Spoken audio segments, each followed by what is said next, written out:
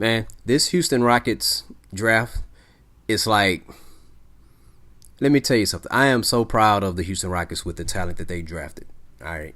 And I have no idea if each of these four young men are going to live up to the potential. I hope that they do. I believe that they will. But man, when I think about last year, with so much was going on with the Rockets, we lose the head coach Mike D'Antoni, we lose James Harden, we lose Russell Westbrook, we lose PJ Tucker. All right, it was such a stressful season as a Houston Rockets fan, really, really. And the thing about it is, when the NBA draft lottery came, I'm seriously thinking, I'm like, watch we get like the 18th pick, right? Watch that happens. Watch it happen. And then we almost got the number 1 pick. And guess what? It's not like this is a draft where, how do you say it? Where outside of the first pick, everything else is just straight downhill. No.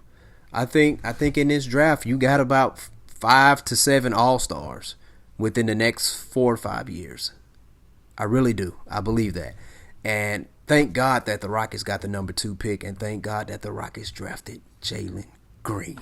Man, I like his game. Since I did that last month, I did a draft video where I was talking about different prospects coming out of the draft, and I still had to look at more film on him. And this young man here, he can ball. All right. I love his attitude, his mentality. A question that was asked to him after he was drafted was, What are your individual goals? And he said Rookie of the Year, All-Star, All-Defensive Team, and he mentioned Max Player. All right. And some people took that as being selfish. I didn't take that as being selfish because he was asked the question, what are your individual goals? All right. And check this out. His individual goals is going to set the tone for what the team goals are going to be. Check this out.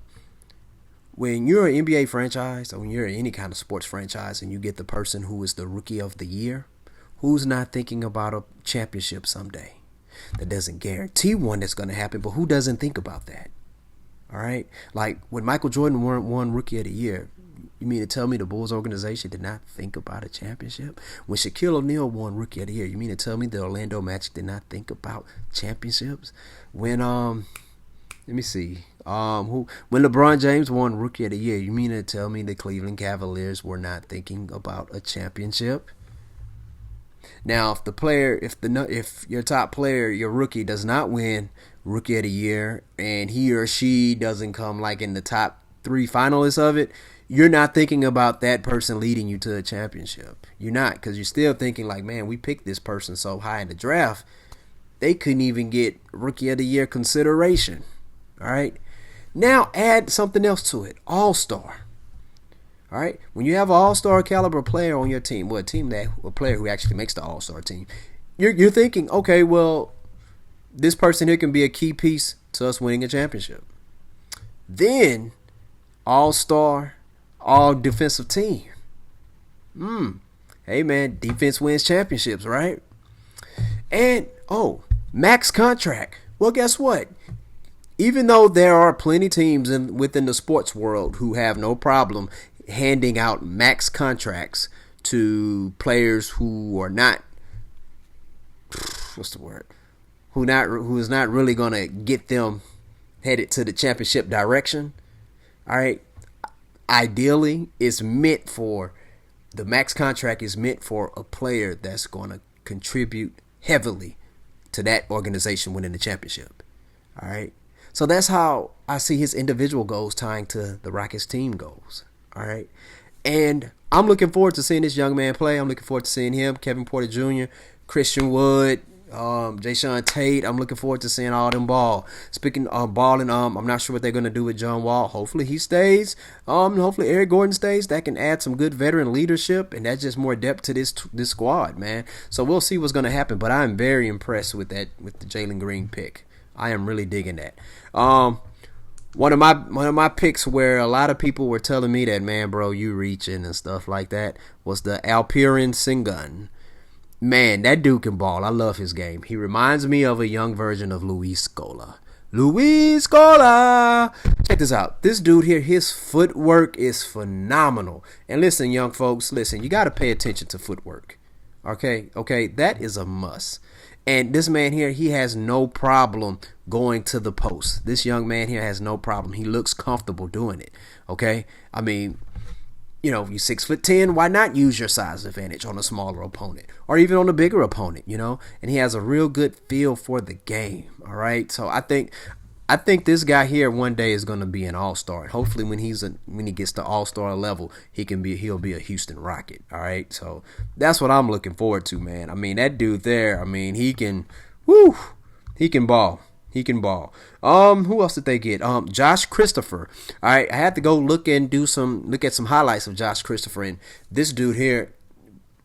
Listen, he's a two-way player. He looks like he already has some defense, and while he was in college, hopefully he's able to maintain that as a Houston Rocket. And he got a real good offensive game. He can attack the basket. I love that. Attack the basket, no fear. Okay.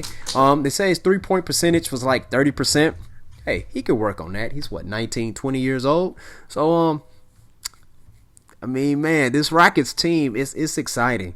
It is so exciting. And the last player that the Rockets drafted his name is Usman Garuba.